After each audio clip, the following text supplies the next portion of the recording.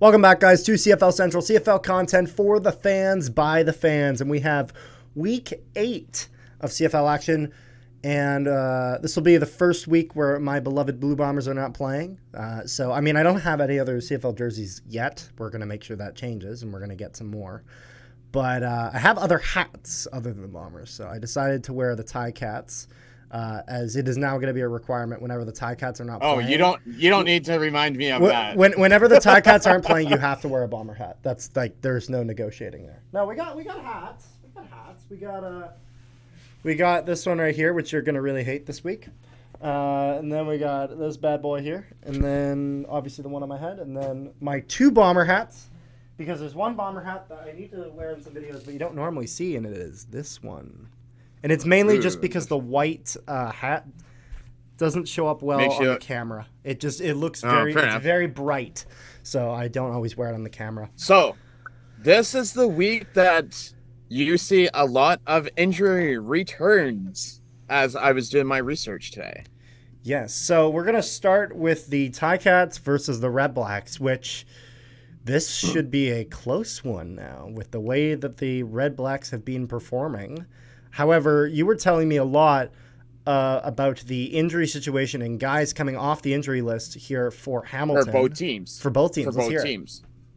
So, Santos Knox is back. There you Shaq go. Evans is back. There you go. The one other big thing is, that's not really big thing, Braylon Addison is limited. So I say he will be back next week. I see. Because they only had 2 weeks of practice, or 2 weeks, 2 days of practice this week, yesterday and today. Yeah. Had it have been like a Sunday game and full practice all week, he probably plays. I see. But because it's only two days, he's not playing.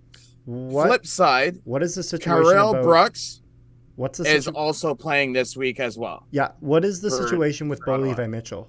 Just because I know he was practicing, but... So, the Bo Levi man is back. He is for back. This week. We also have Sean Thomas Erlington back this week. And we also have Vershawn Joseph back this week. I see. The only thing that we do not have back this week is Dylan Wynn. Dylan Wynn is most likely... What about Venzel? I want to say back next week. Venzel's back this week? No, Venzel is out this week, non-football related. Oh. I don't know what that counts as, if that's salary-wise. That could be a lot of different things. Like we had Darvin Adams out for a week because we had him out for a game because his wife was giving birth. Okay. So it literally just means anything that is not like injury. Like anything. It's like when you're like watching hockey and they're like they have an upper body injury. That means that he could have a brutal concussion. Like it's not specific at all.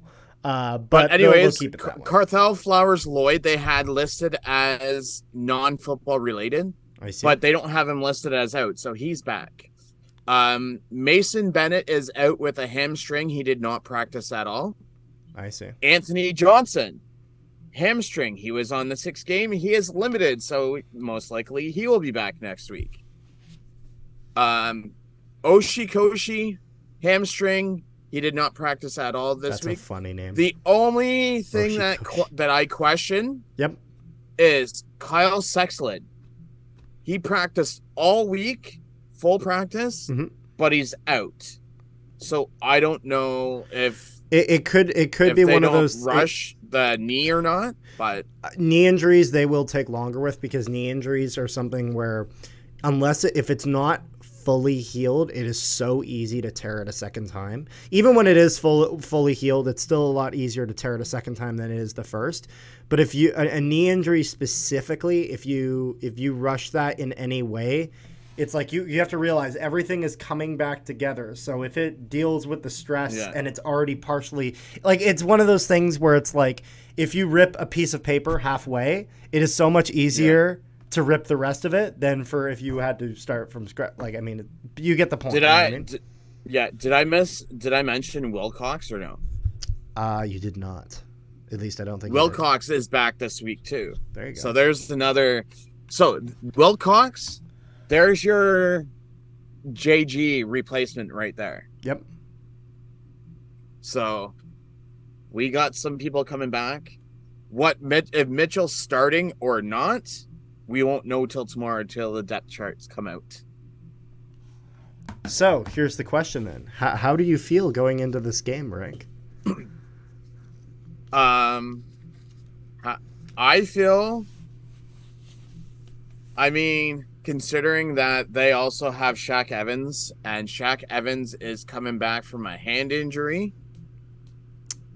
Santos Knox is coming back from a hamstring. See, the thing is for me, when I look at this game, because I guess we've talked about a lot of the injuries, but getting into the actual game, it's Ottawa literally. So Ottawa they beat the Bombers. They put up a good performance. They beat the Stampeders. So the thing is that what it all comes down to is how quickly do all these pieces and a little bit for the Red Blacks, but mostly for the Ticats, how quickly do these pieces mesh back into the system? You know what I mean? Does it mesh all right away, or is it going to take a little bit? It all comes down to Mitchell. If you see the mesh that him and Sandani had in preseason, yep, I think he does well. He has to be the Bo Levi that we did not see in week 1. You need the Bo Levi Mitchell, we traded his rights. We traded for his rights because we wanted last year's playoff Bo Levi. That's the Bo Levi that Hamilton is begging for. I feel like you are just. I don't even think that you can say that because he was scratched late last season too. No, but I mean the way he played when he had to come in for Mayer in the playoffs. Remember, Mayer had a bit of a rough time. Yes. Bo Levi Mitchell comes in, all of a sudden he really gets something going. You know what I mean? But it's Hamilton, with them even picking up Bo Levi Mitchell, they were banking on that this guy can kind of get, not back to his prime, but get back to that time where he was that consistent go-to starting quarterback. And he's kind of struggled a little bit at the start of this season. But I think if Hamilton is really hoping that they can get back to him, and I mean, you were saying that even him and Sandini were doing really well in the preseason. So if they can have any translation of that in this game, that'll be huge for them. I'm just glad that we have the two-headed monster back in the running game between Sean Thomas Ellington and Butler, because then if Butler can't get running, they have no game film on. Not only that, but they have no game film on Sean Thomas Ellington. And then you also have McAllister as well. So it's kind of you can kind of move. So do you guys do with Dembski and the rush. We do it with Dembski. We do it with McRae. We do it with just about anyone. The only thing I will hate is I do not want to see all these stupid screen passes this week. I want to see long bombs. All right, Tommy. It's time to pull out all the straps. What am I hearing? 3rd and 27 3-yard screen pass. All right. Oh, shut up. Anyways, right. So that's where I sit with this game. Final predictions. Who is going to win this game? If we shut down the Cromster, I'm saying Hamilton. I really don't know. And it's simply not because I don't think that Hamilton isn't capable of beating Ottawa. It's that, Winnipeg should have beat Ottawa. Calgary should have beat Ottawa. I might bet on the Red Blacks for the simple fact that they shouldn't have won games in terms of the way they are on paper, but they are winning games. So I have a quick question before we move on to the next game. I also am scared. How are you going to feel if we beat them for the second time this week? Because we've already beat Ottawa once. We kicked your ass week 1. I don't care. And if we beat them twice, there's something wrong. Well, you know what I will say? If you beat them twice, it does not. It doesn't affect any of the points in the West. It doesn't. I mean, that's the thing. I mean, we're competing we're competing with the West really for our spot. That's what I really care about. It will bump us up to third. Yeah. Well, so there you go. Anyways, but let's get into our next one. We spent a lot of time on this first game. Yeah, I know. Next game, yeah, I know, because we're gonna have to rush these next ones because we got like 30 minutes. Let's get into Saskatchewan versus Atlantic. Toronto in Touchdown Atlantic. I feel like this is gonna be the game where after the game, Riders fans are gonna be in full-on riot of like, we are coming for Craig Dickinson's head. I feel like this is the game. I feel like, I still feel like Toronto's going to have that moment where they get humbled. I don't think it is against Saskatchewan. I think they actually blow Saskatchewan out of the water. And I think that Riders fans are going to go absolutely wild on Craig Dickinson, and that they probably should, because Craig Dickinson should not be coaching in Saskatchewan anymore. It's because I've seen those arguments sometimes when it comes to coaches where it's like, well, management keeps him around, that makes him a good coach. And it's like, actually, that's not how it works. Occasionally, management is out of touch with certain things. I guess you have a bit of experience in that in Hamilton. But yeah, this is one of those things where Craig Dickinson's got to go. Because, I mean, you have to realize this is a guy who put his starting quarterback at risk of an injury at the start of the year. Nearly got him injured. His starting quarterback would get injured. There were certain plays where he would go for the field goal when they need like 2-3 touchdowns. There have been certain times where he would go for it for no reason, and it would backfire in the worst way possible, and they would throw a pick on third down, which is not what you want. And so it's one of those things where I feel like this is going to be a rough week for Saskatchewan. So, Winnike's back. Yep. Linnaeus is back. That's true. Let's see here. Matt Dean was limited. And I remember all that, and I know all this, and I actually think that contributes to the reason that fans will be so mad after this game. In the sense of, you got all this talent back. Did you do anything with it? So, Matt Dean was limited. Yeah. Micah Johnson is limited. Colin Kelly did not play. So, I mean... And Fine's going to be the starter. Mitch Picton did not practice 2 days. So, I mean, Cox did not practice 2 days. So, I mean, I'm going to say Toronto wins this game. Yeah. But on the flip side, it's possible Daniel Adetoboye did not practice 2 days. Yep. Malik did not practice. Ambles is limited 2 days. Carnell did not practice. Cage is back. Coxie did not practice for 2 days. Muamba is still out with a knee injury. Yep. Oakman was a healthy scratch last week, so I say he comes back. Jordan Williams practiced 2 full days, so that's good for them. But Shane Richards is out, limited 2 days with an ankle injury. Yeah. So the question is, Toronto wins, but by how much? That is the question. As I was about to say, with all the guys coming back, there is a possibility that Saskatchewan does really put on a push here. But Saskatchewan has just been kind of in this state of limbo. And eventually they're going to be playing the Bombers. And I'm going to be at both of those games. I'm going to be at Labor Day, and then the very next weekend, the Banjo Bowl back here in Winnipeg. I'm excited for that. But it's one of those things where Saskatchewan, I feel like, will have a little bit of heat going into that game, whether that's heat from not playing well or having the heat from being blown out and ready, with a vengeance, essentially. Because they always, even if their team isn't great, they always overperform when they play the Bombers. They do. They play better when they play against Winnipeg because there's more of a motivation to play. It makes sense.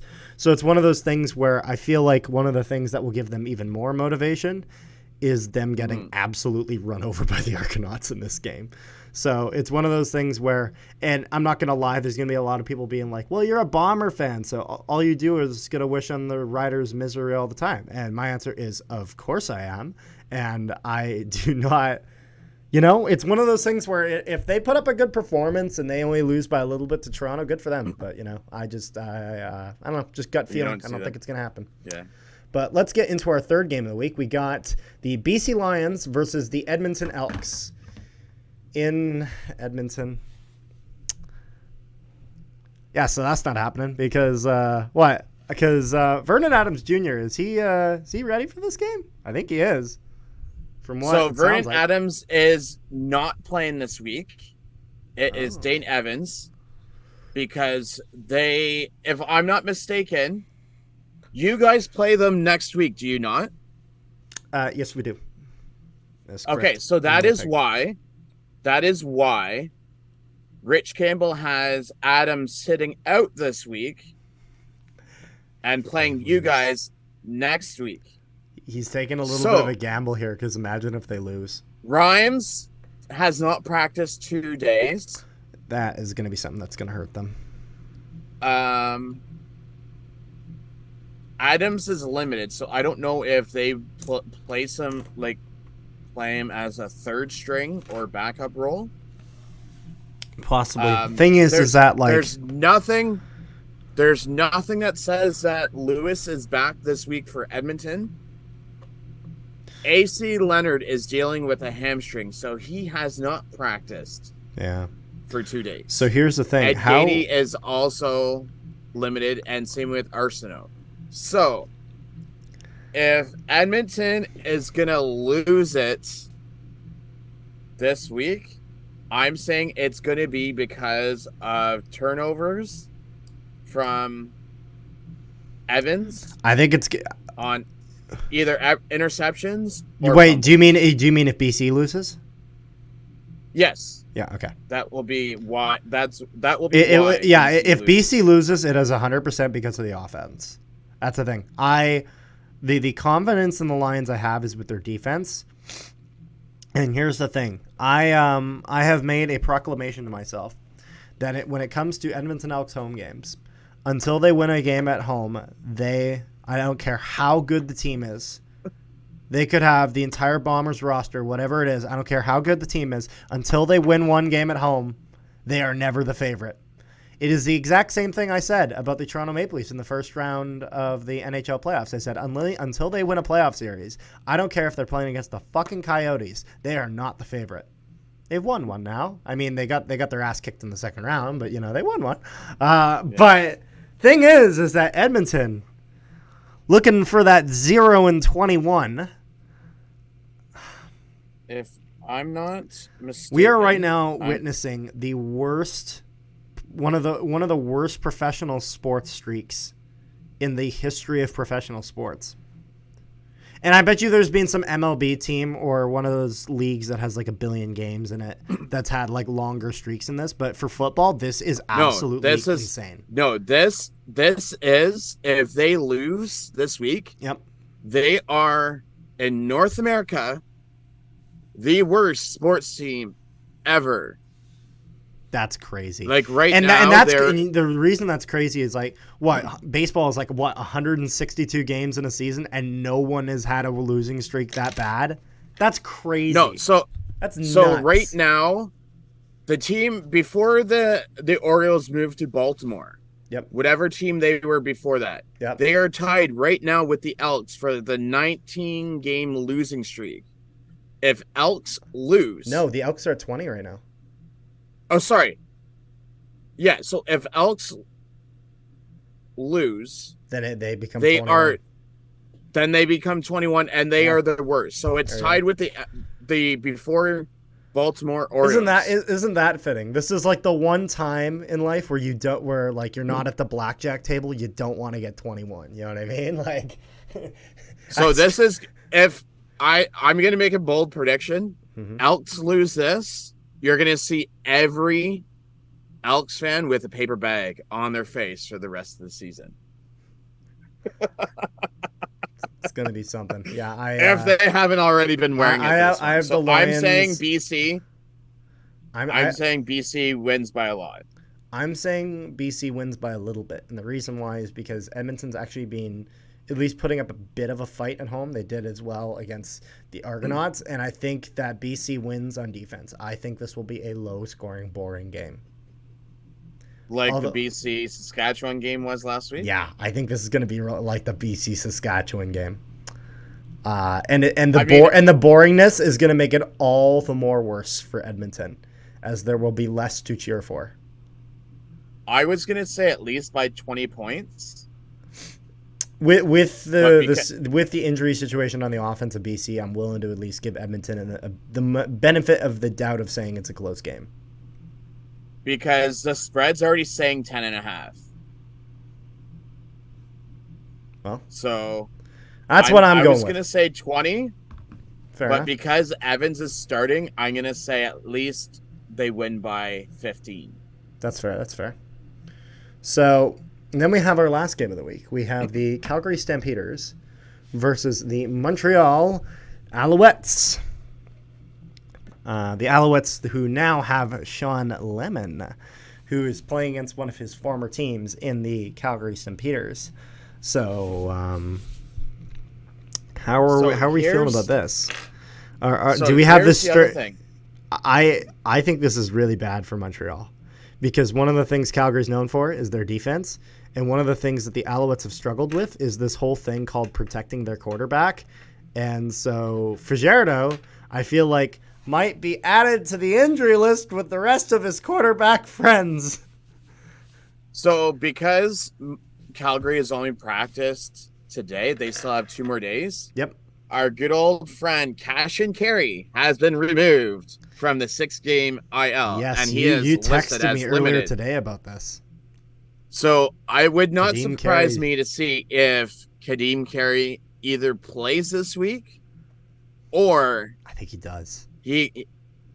But I don't think he'll have... I think they'll split it between him and Mills. Yeah, they might split it, but he's definitely going to get some time. I don't necessarily mean that he's going to be the cut and dry number one in the sense of where they're just going to throw him right back into the mix. I think it'll be like a 1A, 1B. And he'll be playing probably about half the game. So here's the thing. Trey Roberts. Yep. Roberts did not practice with a head injury, but again, they still have 2 days worth of practice. Yep. Jiguer Davis, I want to say, starts in spot of James Vaughters. Yep. I think Barnes has a bigger game this week.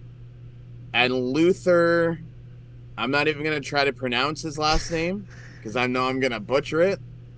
The wide receiver, he is full back practicing with his ankle injury. I see. So I'm gonna say, yep. No matter how much the 3-headed monster in Montreal with Mac, Grant, and now Sneed, I'm still picking Calgary. Yep. To come. Well, especially since I think that Ottawa's a better team than Montreal was, and Calgary nearly won that game.